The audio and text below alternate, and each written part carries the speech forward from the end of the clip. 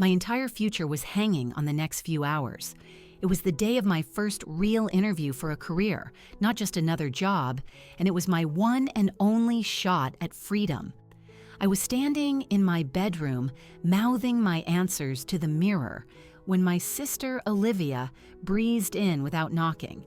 "You're driving me to the Galleria around 11, she announced, not asked. "I can't," I told her, my stomach tightening. "You know I have that interview." She just rolled her eyes, a look of pure, practiced contempt. "I'll just tell Dad." It didn't take long. A minute later, I heard heavy footsteps, and my father, Robert, filled the kitchen doorway. "You seriously think your little temp job interview is more important than what your sister needs?" He didn't wait for an answer. Before I could form a single word, his hands were on my shoulders, and he shoved me hard. He sent me stumbling back against the kitchen wall. My head cracked against the plaster, and I heard the sickening sound of a picture frame shattering behind me. I stared at his face, contorted with rage. I looked over at Olivia, who was leaning against the counter, a little smirk playing on her lips. And right then, in that moment, something inside me snapped. That was the day I officially retired from being their punching bag. Before we get into the whole story, if you're enjoying this so far, do me a favor and hit the like button. Subscribe to the channel for more, and I'd love to see where everyone is listening from, so drop a comment down below and tell me.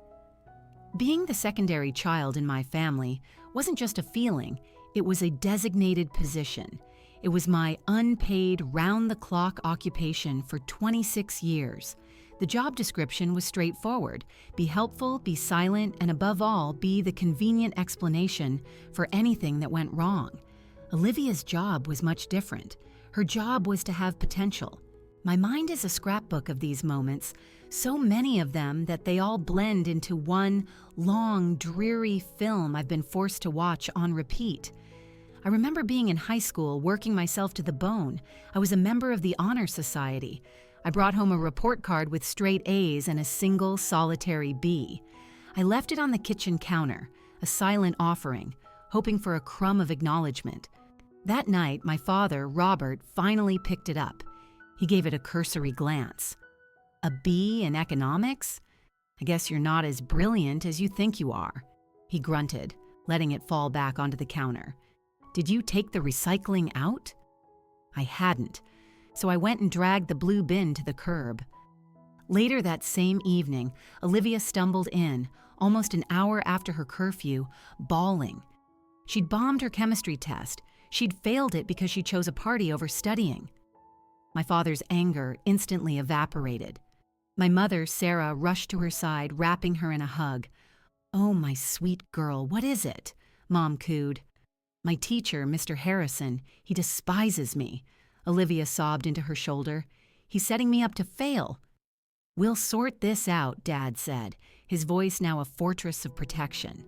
"I'll be on the phone with the school first thing in the morning. I'll talk to the principal. We are not going to let some bitter old man destroy your GPA." They spent the next 2 hours at the kitchen table with her. Mom brewed her a special hot chocolate with whipped cream.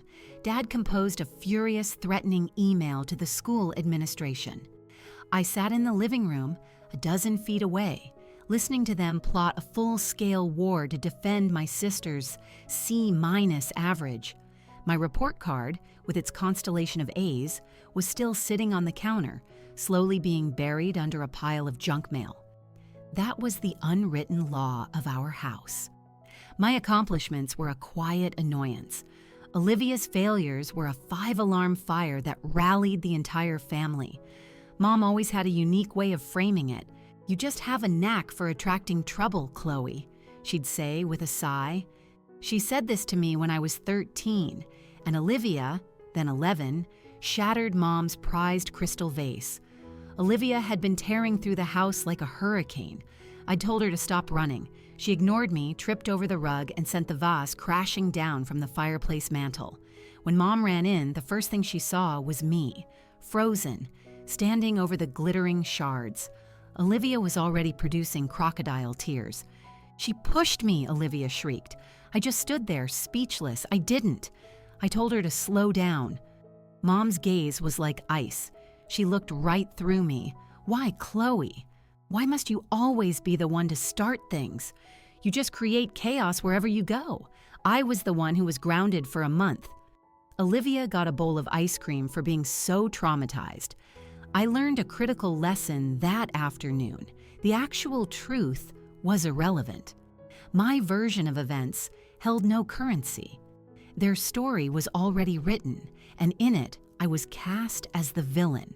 I was the troublemaker. My father's approach was less psychological and more direct. "You'll never survive out there," he would tell me. He said it when I excitedly talked about the universities I wanted to apply to.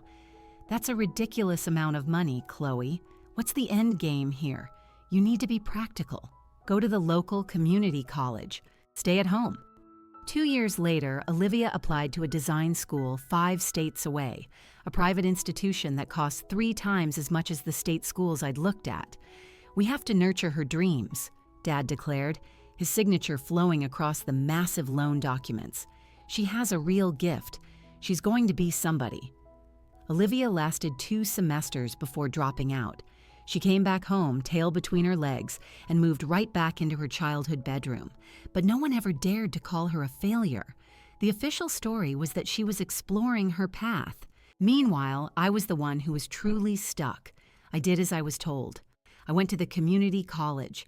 I lived at home. I got a job at a Greasy Spoon diner to pay for my tuition. Then I picked up a second job waiting tables at a chain steakhouse. I was working 40, sometimes 50 hours a week on top of a full course load. I was running on fumes. One night, I trudged home from a grueling double shift. It was almost 1 in the morning. My parents were in the kitchen, another familiar scene. Olivia was at the table crying her eyes out. "What's wrong now?" I asked, my keys clattering onto the counter. I smelled like stale coffee and fried onions. "It's nothing, dear," Mom said without looking at me. "Just go to bed, you're tracking mud on the floor." Her manager was rude to her, Dad chimed in, his arms crossed over his chest like a sentinel. Olivia had a part-time job at a clothing store in the mall. She'd been there for a grand total of 3 weeks.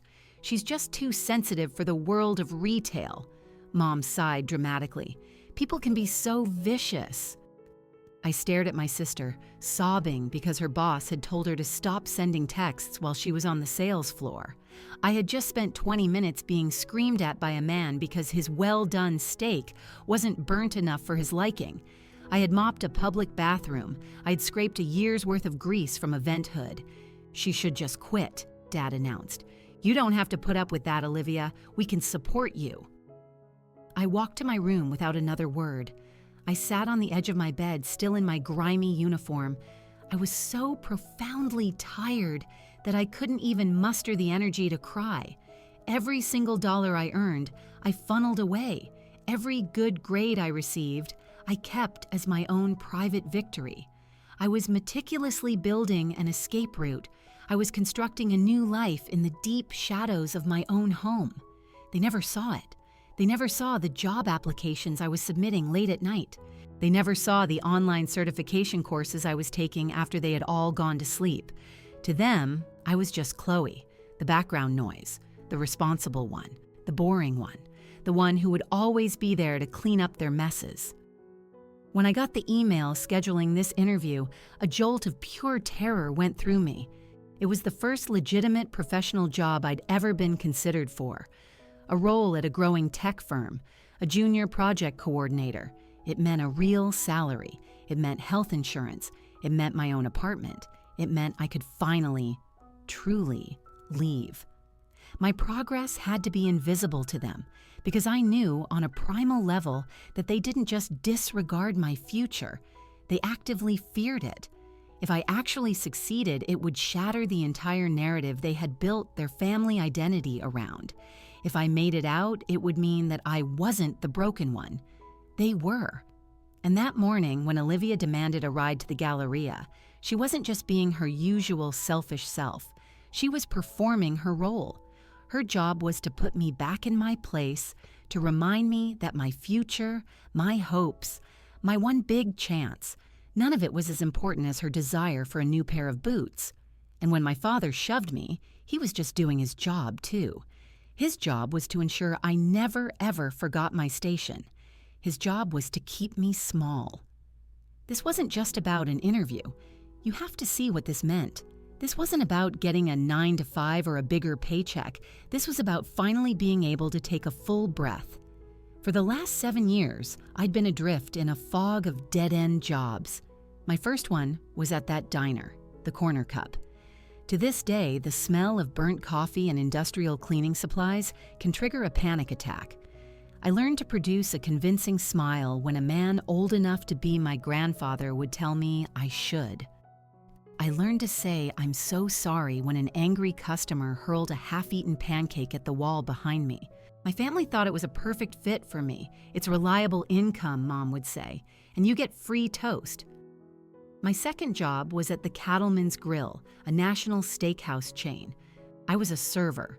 I had to wear a ridiculous black uniform and buy my own special non-slip shoes that set me back $70. My feet throbbed every single night. I'd sit on the edge of the bathtub, soaking them in hot water, watching the water turn a cloudy gray from the day's filth.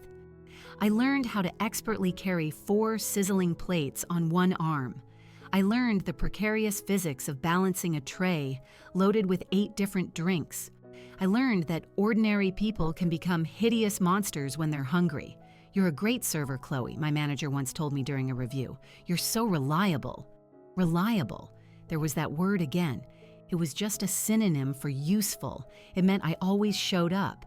It meant I never called in sick. It meant I would agree to cover Olivia's shifts at the mall when she just couldn't even. And I did it. I covered her shifts.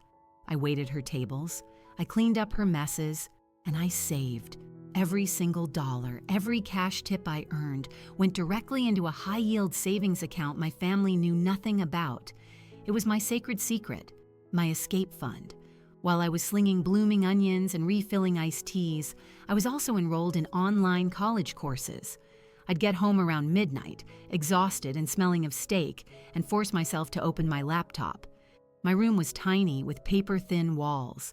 I could hear Dad's rumbling snores from down the hall. I could hear Olivia giggling at some show on her own laptop. I'd put in my noise-canceling headphones and get to work.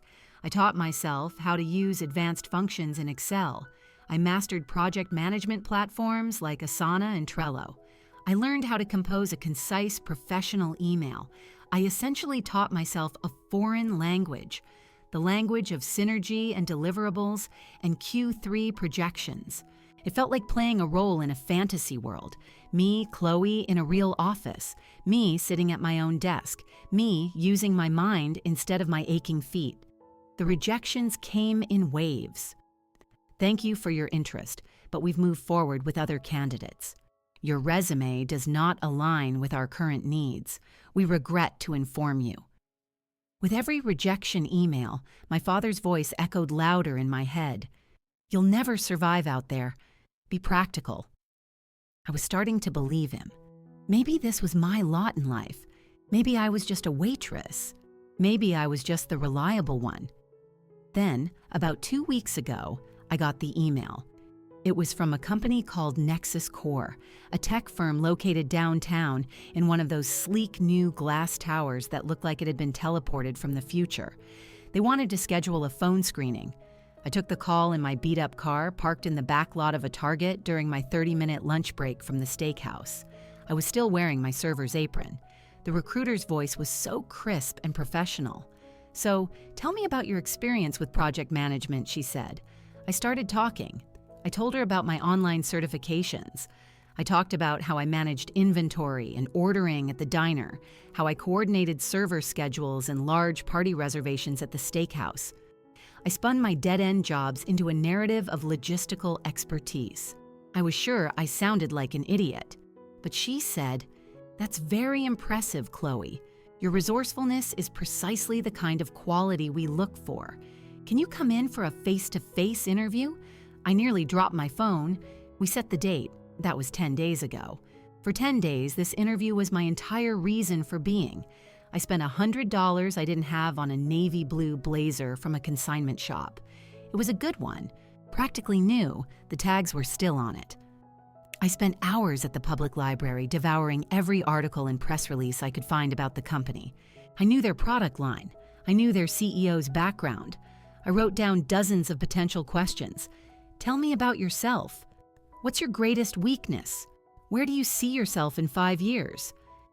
I rehearsed my answers in front of the bathroom mirror. My greatest weakness was that my attention to detail sometimes slowed me down. My 5-year plan? My 5-year plan was to not be living in that house. My 5-year plan was to have my own set of keys to my own apartment, to buy my own groceries, to sit in my own living room in complete silence and not be afraid. I didn't tell my family a single word. The night before, I carefully ironed the blazer and steamed my blouse. I laid the outfit out on my bed. It looked like a costume. The costume of a person who belonged in a futuristic glass building. The costume of a person who was going somewhere. I was so wound up I couldn't sleep. I kept thinking, what if they see right through me? What if they can tell I'm just a waitress? What if they see I'm the troublemaker? Then I forced myself to stop. No, I am not who my family says I am. I am the person who worked 2 jobs. I am the person who taught herself how to do this. I am the person who earned this chance. This interview was my boarding pass. It was my one shot to prove my father wrong. It wasn't just a job. It was my future. It was my life. It was the moment I could finally stop being a ghost in my own home and become a real person. It was my escape hatch, and my sister wanted me to cancel it, to throw my future away, to trade my life for her trip to the mall. The crack of the glass behind my head was so sharp it seemed to slice through the morning quiet. For a split second, there was absolute silence. I was pinned against the wall, my shoulders screaming in protest. My head was throbbing. I looked at my father. His face was flushed, and he was breathing heavily through his nose. He looked satisfied, like he'd just solved a difficult problem. I glanced at my mother. She was standing by the toaster with her arms crossed, not even looking at me. She was looking at the wall. "Oh, Robert," she said, her voice dripping with exhaustion. "Now look at the mess. That frame is broken. The mess. I was the mess. The shattered glass was the problem, not the shove, not the man who did the shoving." Then my eyes found Olivia. She was standing by the kitchen island holding a fancy iced coffee, and she was smirking. It was a small, vile, triumphant smile. She'd won. She'd made her point. She was more important. That smirk was a chemical reaction. The fear, the pain in my shoulder, it all evaporated, replaced by something cold, hard, and quiet. It was rage, the accumulated rage of 26 years. The rage from every broken vase, every stolen victory, every time I was told to just be quiet. Mom finally sighed and turned her gaze to me, not with concern or love, just pure annoyance. "Why do you always have to cause such chaos, Chloe?" she asked. "Just look at this. Your father's upset, your sister's upset. Can't you just be easy for once in your life?" I started to say, but my voice was weak and shaky. "Just apologize to your sister," Mom said, her tone demanding. "Tell her you'll drive her. We can patch the wall. Just make this stop." I looked at Olivia. Her smirk was gone, replaced by an expression of profound boredom. She was tapping away on her phone, her mind already elsewhere. I pushed myself off the wall. My legs felt like jelly, but I forced them to hold me. I stood up as straight as I could. I brushed a small piece of plaster off my shoulder. "No," I said. The word hung in the air, and the room fell silent. Mom's eyes widened in disbelief. "What did you just say?" "No," I said again, my voice finding its strength. "I am not apologizing, and I am not driving her to the Galleria." I walked over to the small entryway table where my keys and my purse were sitting, along with my neatly printed notes for the interview. I picked up my keys. The metallic jingle felt like the loudest sound in the world. "I'm leaving," I said. "I have my interview." I turned for the front door. My father moved with surprising speed, stepping in front of me to block my exit. He planted one hand on the door frame. He was a human wall. "You are not going anywhere," he said, his voice low and menacing. I looked up at him. I had been terrified of this man my entire life, terrified of his temper, his disappointment, his heavy hands. But I wasn't afraid anymore. I was just done. "Move, Dad," I said. "You think you can just disrespect your sister like that?" he demanded. "You think you can disrespect me in my own house? You're not going to that stupid interview. You're going to stay here and learn a lesson." "I am going," I said, holding his gaze, refusing to blink. "Walk out that door and you will regret it," he threatened. "You walk out that door, you are no longer my daughter. You will have nothing." I almost laughed. "Nothing? I already have nothing." I took a deep breath. I pictured the glass tower downtown. I pictured the kind recruiter on the phone. I pictured my own name on a lease for my own apartment. "I am walking out that door," I said, my voice clear and steady, "and I will not be the one who regrets it." I looked him straight in the eye. "No," I said, "you will." I saw the shock register on his face. He had never heard this tone from me. He didn't recognize this person. I barely recognized her myself. He was so stunned that he didn't move. Mom gasped. "Chloe, you apologize to your father this instant." "Goodbye, Mom," I said. I stepped to the side and squeezed past him. My arm brushed against his. He was still frozen. I grabbed the doorknob, pulled the door open, and the bright morning sun hit my face. It felt surreal, like waking from a long, suffocating dream. I was on the porch. "Chloe!" my father roared from inside the house. I didn't turn back. I walked down the concrete steps. I walked onto the sidewalk. My hands were shaking so violently I could barely hold my phone. I was crying, but they weren't tears of sadness. They were tears of pure release. I fumbled with my phone and hit the contact for my best friend, Maya. She answered on the second ring. "Hey, Chloe, what's up? Ready for the big day?" I couldn't speak. I just let out a sob. "Chloe?" Her voice sharpened instantly. "Chloe, what's wrong? Where are you?" "Maya," I choked out. Can you please come and get me?" "I'm on my way," she said, no hesitation. "Where are you?" "I'm on the corner," I said. I'm just walking. Stay right there. I'll be there in 10 minutes. Don't move." I hung up the phone and kept walking. I didn't look back at the house. I just kept my eyes fixed on the corner at the end of the street. I walked for 3 blocks. My neighborhood, the one I'd lived in my whole life, suddenly looked alien. The trees seemed menacing, the cars too loud. I felt exposed, like everyone could see me. The woman walking her poodle, the mailman in his truck. I felt like they could all see the throbbing red mark on my shoulder. I felt like they knew I was the girl who had just been thrown against a wall.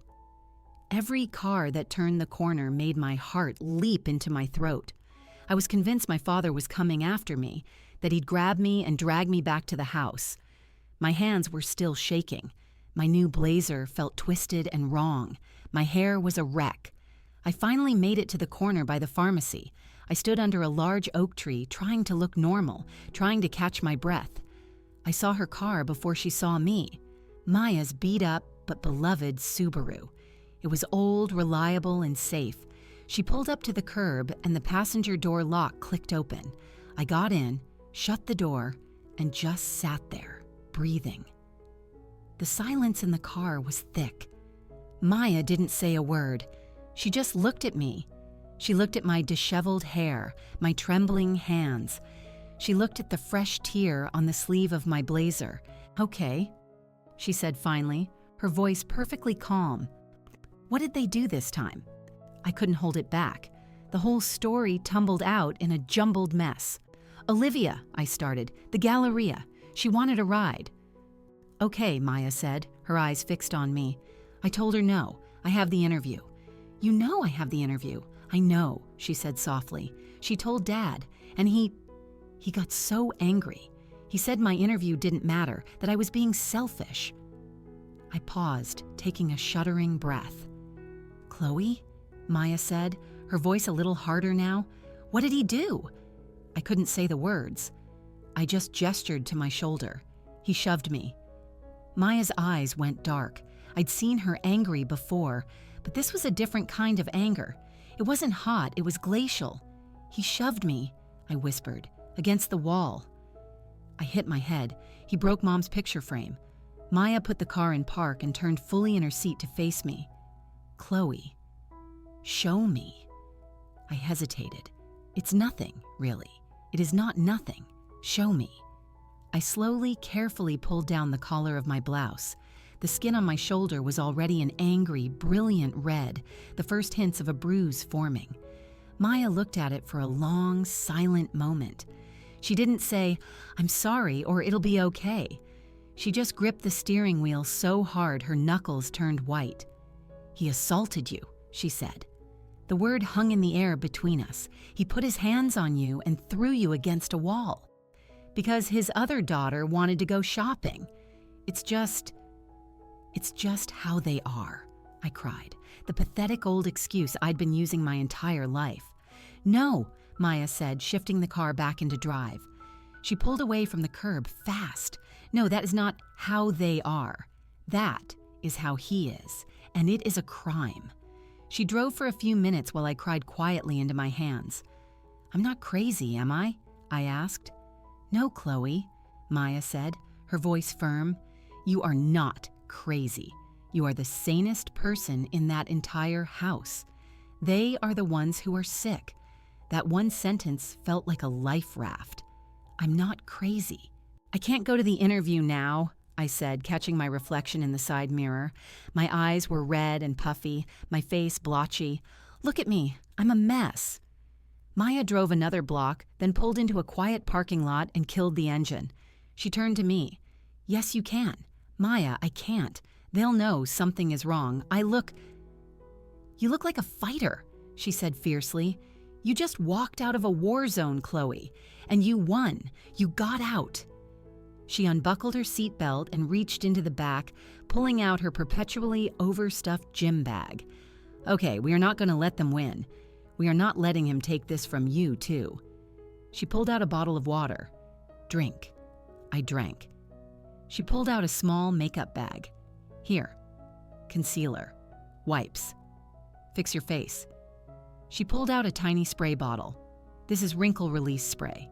Take off the blazer." I took off the blazer. She sprayed it, smoothed it out, and helped me fix my collar. She handed me a hairbrush. "You have 15 minutes until your interview," she said, glancing at her watch. "You are going to walk into that building. You are going to sit in that chair, and you are going to tell them why you are the best damn person for this job." "How?" I whispered. "How can I possibly do that?" "Because," Maya said, looking me straight in the eye, "you just did the hardest thing you will ever have to do. You walked away from them. This is the easy part." She was right. "They tried to make me cancel my interview for Olivia's shopping trip," I said, the words feeling solid and real for the first time. "Dad shoved me." Maya nodded. "And you left anyway." She put a reassuring hand on my arm. "You're getting this job, Chloe.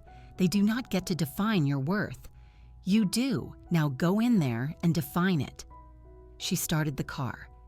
As we drove the last few blocks to the glass tower, I knew she was right.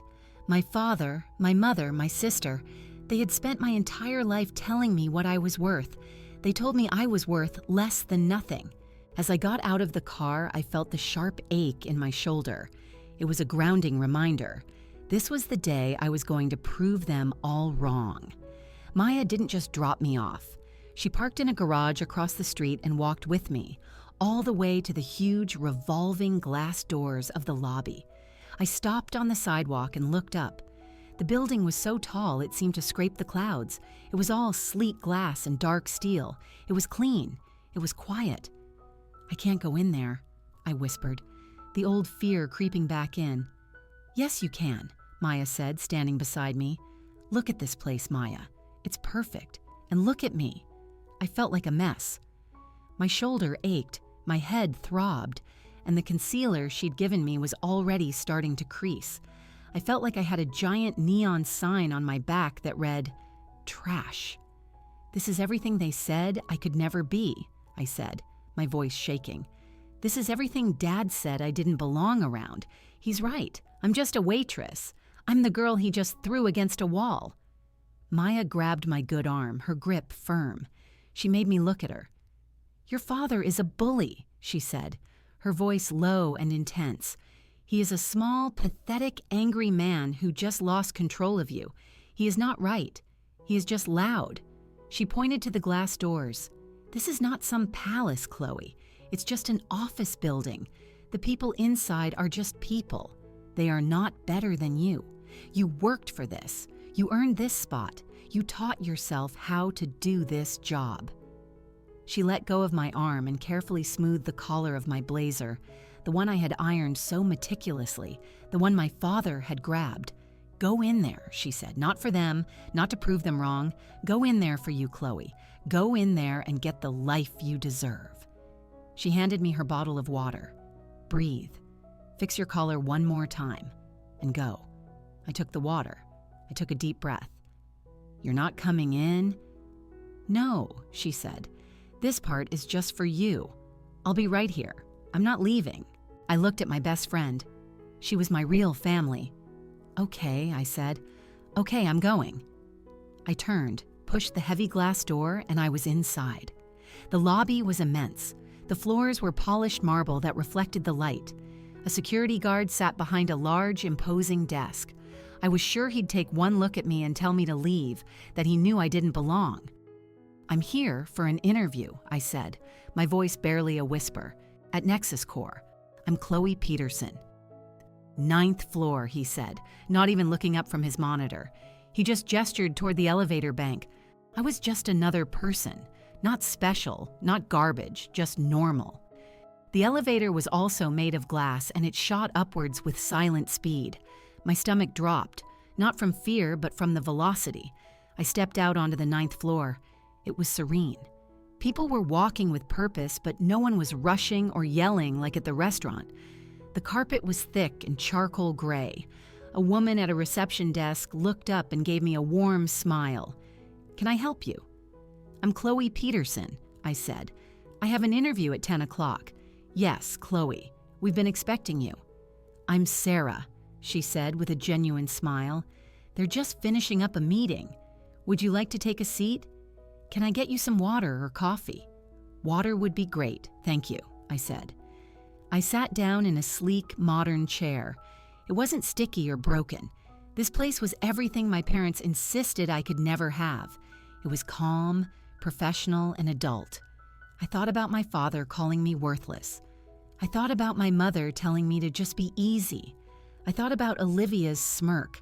And I thought, they have no idea, they don't even know a world like this exists. My shoulder throbbed, a dull, persistent ache. I used the pain. I let it focus me. I let it make me angry and strong. I was not going to let them take this from me. Chloe? A man in a crisp button-down shirt was standing in front of me. I'm Daniel. I'll be interviewing you today along with our director, Jessica. I stood up and shook his hand. My own hand was surprisingly steady. It's a pleasure to meet you. I followed him into a glass-walled conference room. The interview wasn't an interrogation, it was a conversation. They didn't try to trip me up. They didn't raise their voices. They just asked me questions. Jessica, the director, was sharp and direct. I see on your resume you taught yourself SQL and our primary project management software. Why? I took a breath and decided to tell the truth. Because I was a waitress, I said, and I didn't want to be a waitress forever. I saw what your company was building, I thought it was brilliant, and I wanted to be a part of it. So I learned the skills I knew I would need to be in this room. Daniel smiled. Jessica nodded, writing something down on her notepad.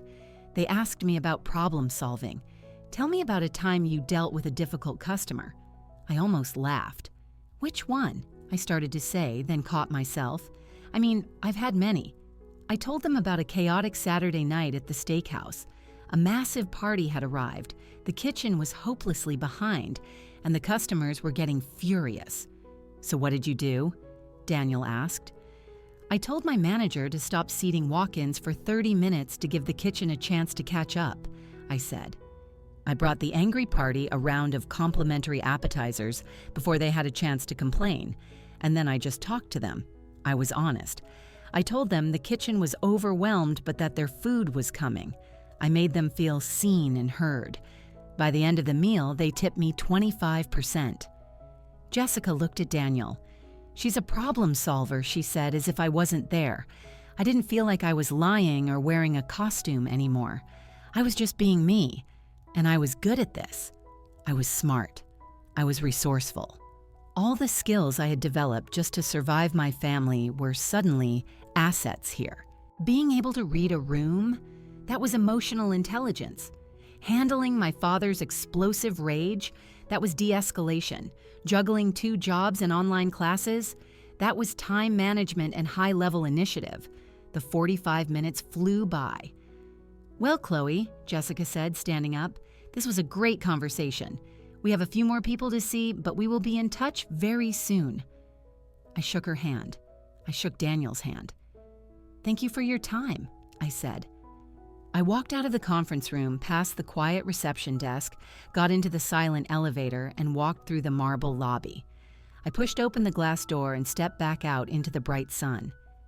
Maya was sitting on a bench across the street, pretending to read a book. She jumped up as soon as she saw me. "How was it? Are you okay?" "What happened?"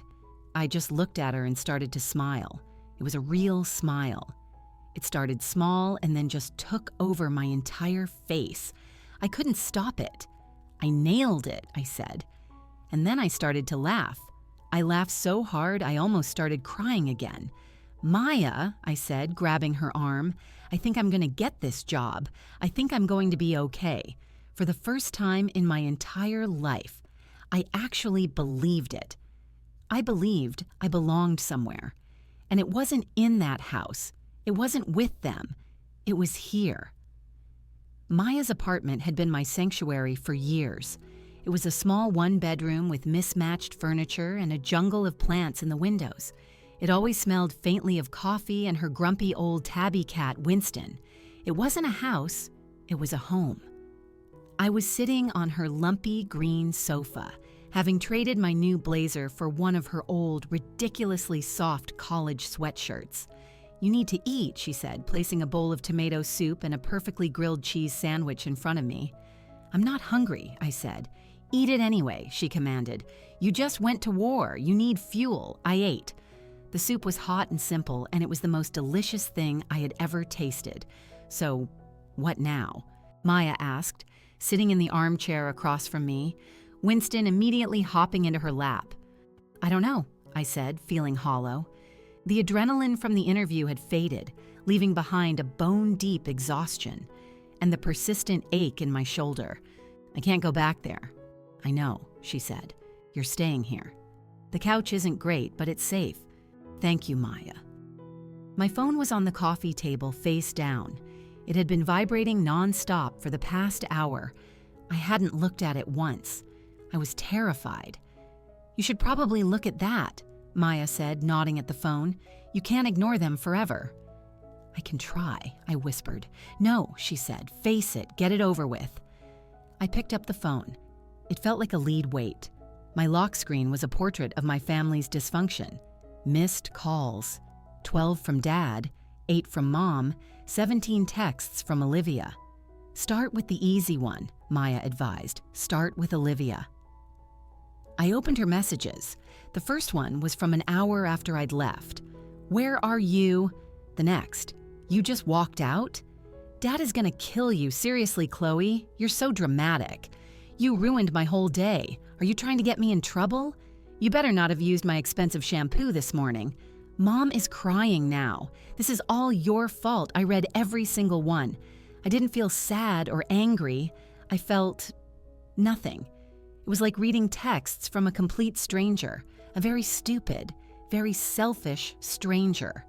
"She's worried about her shampoo," I said numbly to Maya. "Sounds about right," Maya deadpanned. Next, I opened Mom's messages. "Chloe, please come home. We can talk about this. Your father is he's under a lot of pressure at work. You can't just run away. That's not a solution. You embarrassed us, Chloe. This is not how we raised you. You need to come home and apologize to your father. You caused a scene." I put the phone down. "She wants me to apologize to him." "Of course she does," Maya said. "If you apologize, it's all your fault again.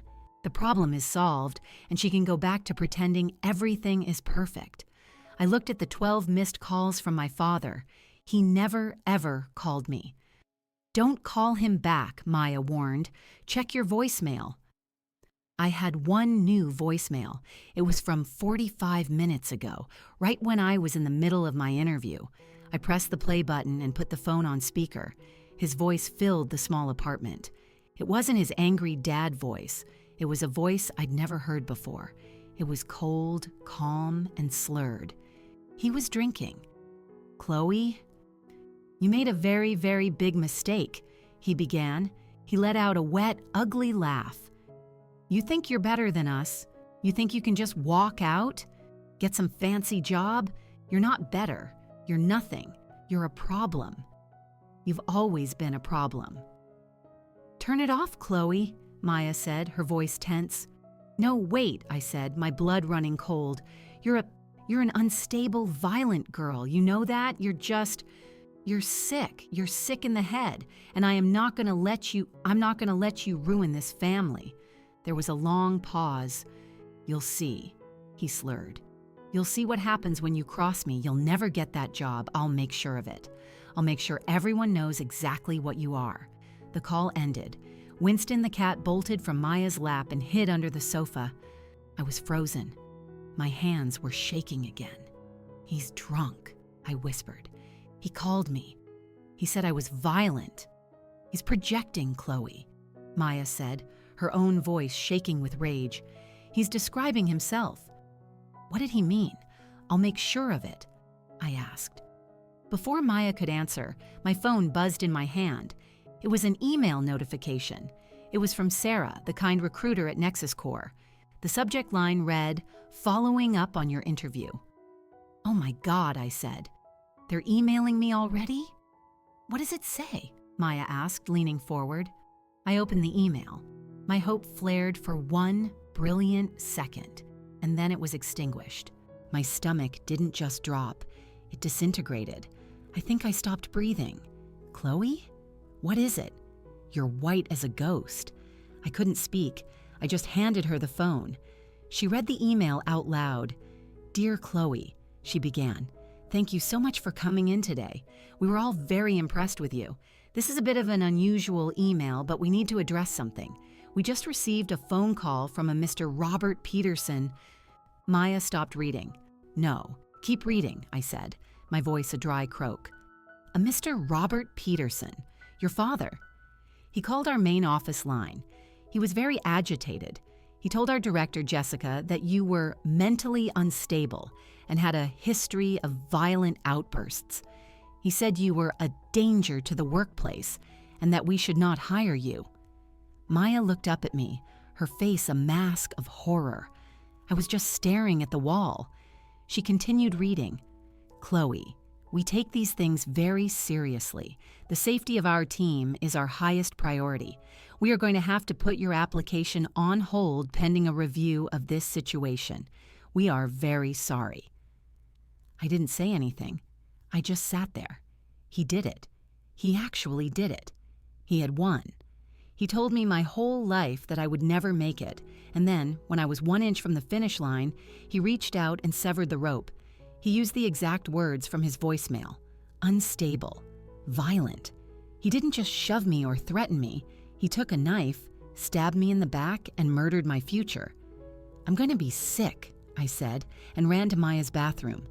I threw up the tomato soup. I had nothing else to give. I stayed on the cold tile floor for a long time, completely empty. There was a soft knock on the door. "Chloe?" It was Maya. "Can I come in?" "I don't care," I mumbled. She opened the door and sat on the edge of the bathtub. She didn't try to hug me or say it would be okay.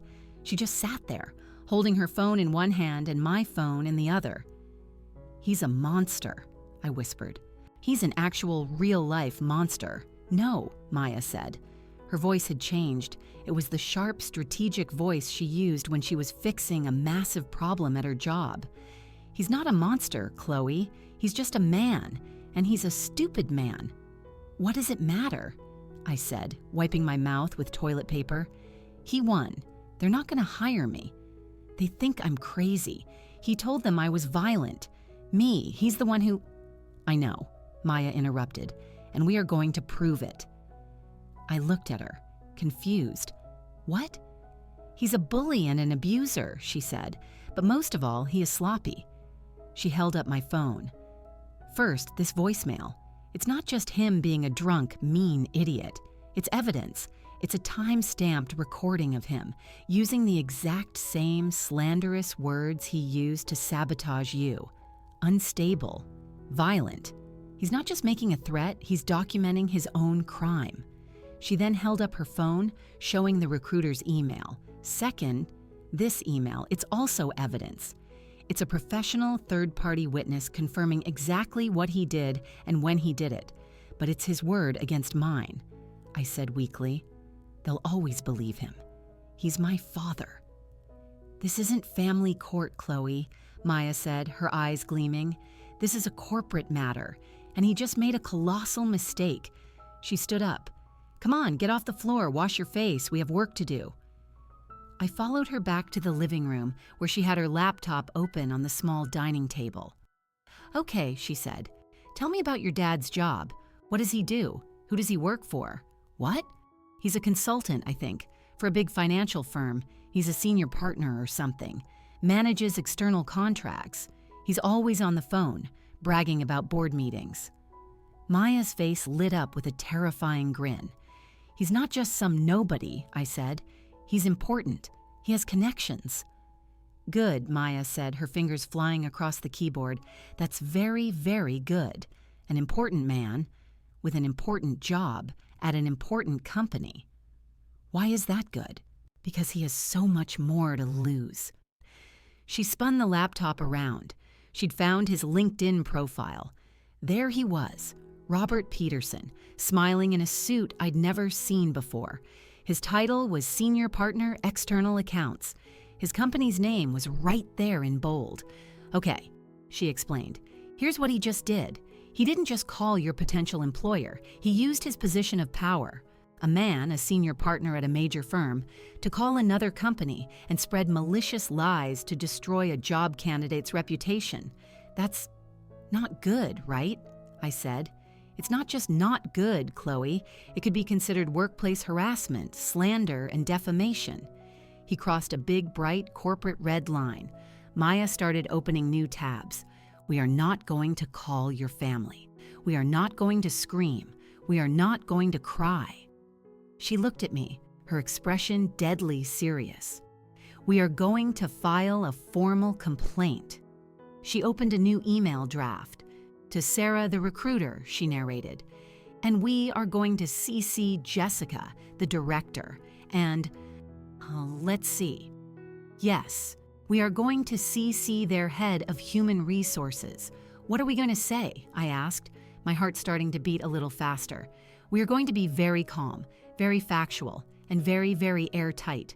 She started to type. Subject, formal follow-up harassment complaint received. Robert Peterson. Okay, Chloe, she said. I need you to write down, with no emotion, just the facts. Everything that happened this morning. I took the laptop. My fingers trembled, but I wrote. At 9 a.m., my father, Robert Peterson, demanded I cancel my interview to drive my sister to the mall. When I refused, he became enraged. He grabbed me by my shoulders and shoved me against a wall, causing a significant bruise on my shoulder and breaking a picture frame. Good, Maya said. What next? I left the house. At 10:45 a.m. during my interview, he left me a threatening voicemail. In this voicemail, he called me unstable and violent and stated he would make sure I did not get the job. At 11:30 a.m., I received an email from your company confirming that Robert Peterson had indeed called and used the exact words unstable and violent to sabotage my application. Perfect, Maya said, taking the laptop back. She added a few more sentences. We have attached the following documentation. She typed, 1. A screenshot of the email from Nexus Core, confirming the timeline and the slanderous terms used. 2. A digital recording of the voicemail from Robert Peterson, timestamped to the exact same hour, in which he uses the same slanderous terms and admits his intent to make sure I am not hired. 3. A photo of the bruise on my shoulder, caused by the assault this morning. Maya, I said, the bruise?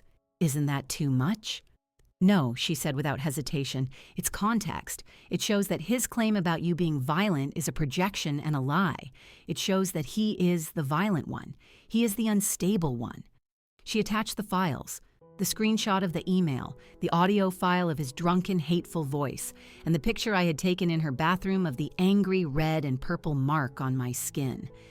She added one final, devastating paragraph. I understand that Mr. Peterson is a senior partner at his company's name. It appears he used his professional standing to harass and defame a candidate at another firm. This is clearly a severe ethical and professional misconduct, as well as an abuse of his power.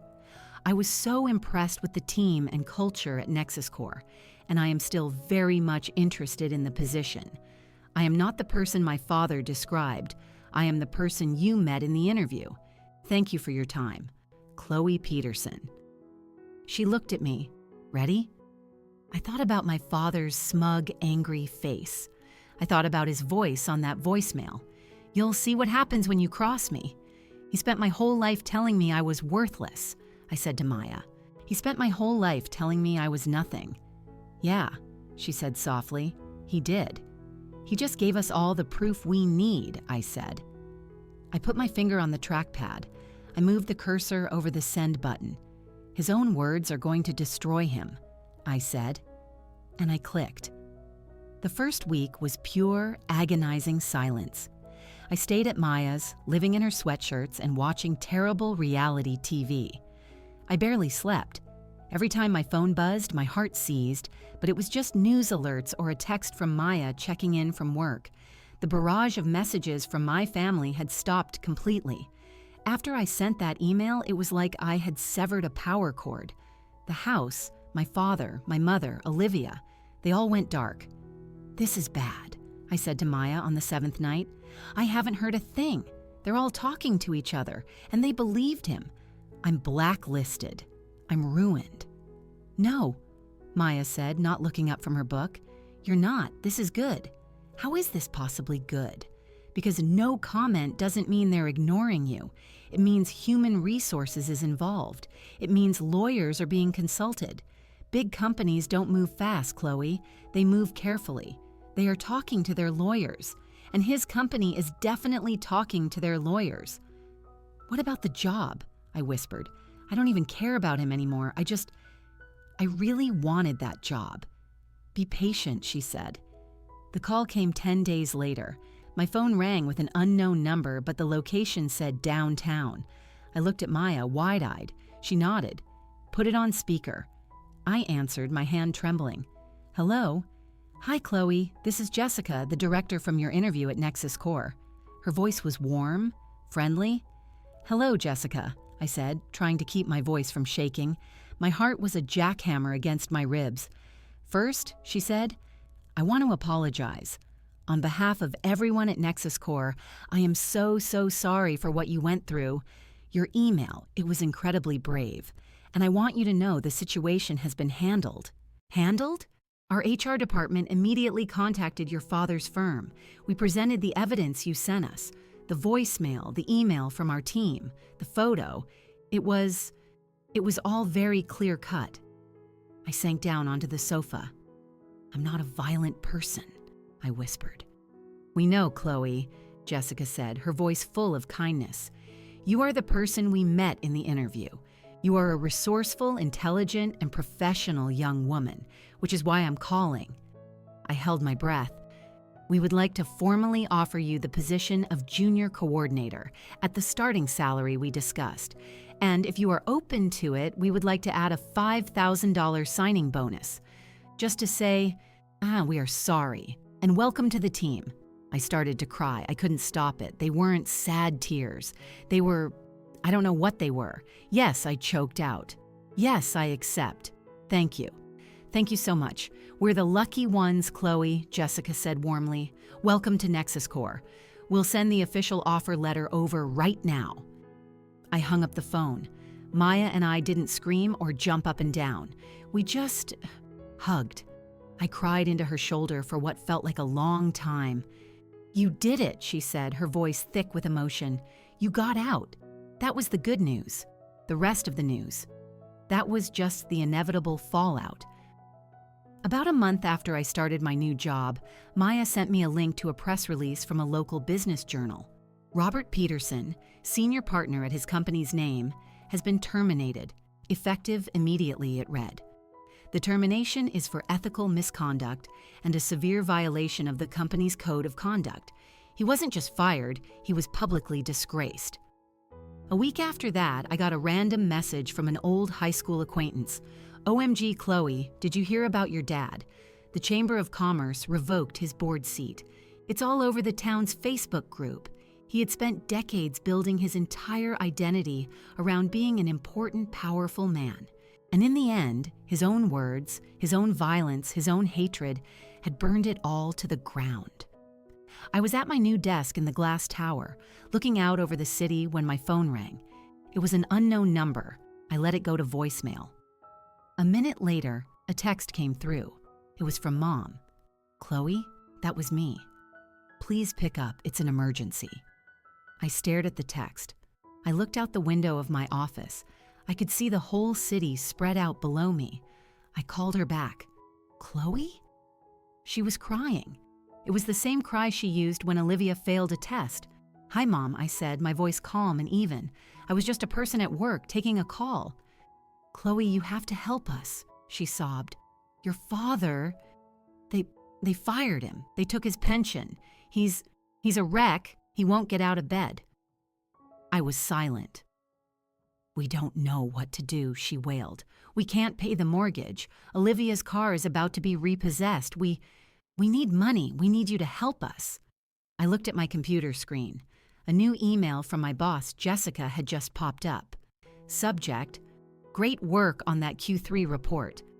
I looked back at my keyboard. Why are you calling me, Mom? I asked. What? She said, sniffing. What do you mean? We're your family. You have to help us. After everything we did for you. I took a deep breath. The air in the office was cool and clean. No, I said. What do you mean? No? Chloe, this is your father we're talking about. I know, I said, and I'm at work. I have to go. Chloe, you can't do this to us, she screamed into the phone. You're a monster. You did this to him. You're ruining our lives. Mom, I said, my voice quiet and final. You made your choices. He made his choices. For my entire life, you told me that I was the problem. I paused, letting the silence hang. Fix it yourself. I hung up the phone. I didn't block her number. I just hung up. I turned back to my computer, opened the report, and I got back to work. I have my own apartment now. It's not huge. It's a studio on the third floor of an old brick building halfway between my office and Maya's place. It has a small kitchen, a bathroom, and one big room with beautiful creaky hardwood floors and huge windows. The first thing I bought was a proper bed with a real mattress. The second thing I bought was a fancy coffee maker. The third thing I bought was a heavy-duty deadbolt. I installed it myself after watching a tutorial online. When I turned that lock for the very first time, I felt a corresponding click deep in my chest. Safety. My apartment is small, but it is mine, and it is safe. I have a little sofa, a rug I found on sale, and a small television. The walls are still white. I'm going to paint them eventually, but I haven't decided on a color yet. It doesn't matter, they're my walls. The bruise on my shoulder faded a long time ago. It went from a violent purple to a sickly yellow-green, and then it was gone. But the strength it left behind, that stayed. I wake up early now, often before the sun, not because I'm afraid, but because I want to. I get up. I make coffee in my own kitchen. I don't have to listen for angry footsteps. I don't have to brace myself for a sudden yell. I just make coffee. I sit by my window and watch the morning light fill the space. My space. It is so unbelievably quiet. I have never been this happy in my entire life. I have not spoken to my father since the day he threw me against the wall. I have not spoken to my mother since the day I told her to fix her own problems. Olivia tried to text me last month. Hey, so I guess you are like rich now? Mom is driving me insane. Can I come stay with you? I deleted the text. They are all still in that house. I hear through Maya that it's not a happy place. Dad lost his job, his status, his power. He has nothing to brag about and no one to yell at but them. Olivia lost her audience, her chauffeur, and her maid. She has to live with the 2 people she helped break. I heard she's a waitress now at that old steakhouse. Apparently, she's not very good at it, and Mom lost her shield. She lost her easy child, her built-in scapegoat. She's just a woman trapped in a house with 2 miserable people she can no longer fix or control. And me? I finally gained something. I gained a life. I gained a future. I gained a nameplate on a desk that says Chloe Peterson, but mostly I gained this. This morning, this silence, this cup of coffee, this sunlight pouring through my window. I gained peace. I gained something they could never, ever touch. I gained my freedom. End of story.